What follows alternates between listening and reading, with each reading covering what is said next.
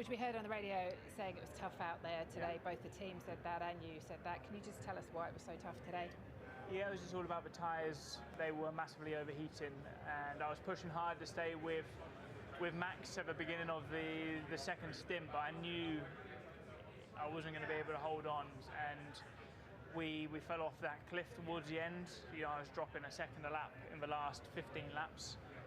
But to be fair, we just didn't have the pace, and I think even had I managed more, I'd have still come home in P5. So, we're all we know that is a bit of a weakness of our car at the moment.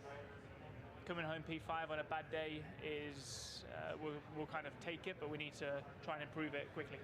Sounded from the radio messages like you were worried about overheating from early on. Yeah. Were you surprised then? Was the temperatures hotter today than expected, or? No, it's more about just how fast we're going through these corners, and for whatever reason we're generating more temperature than our rivals, and then suddenly, you get to a point and the tyres are like a balloon, and we had blistering on the front, blistering on the rear, and then suddenly you just have no grip from the tyre. So we need to understand why Bahrain was so positive, because that's also an overheating track, but a very different type of overheating to what you experience here in Jeddah. And we probably had higher hopes for the race today than we had for Bahrain, and it kind of turned out the opposite. So something we need to understand.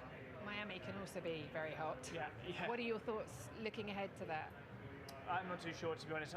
We know we're kind of in the mix for that podium position week in, week out. We're all, one step behind McLaren. So, we all need to improve if we want to fight for these victories. Thank you. Thank you. Thanks very much.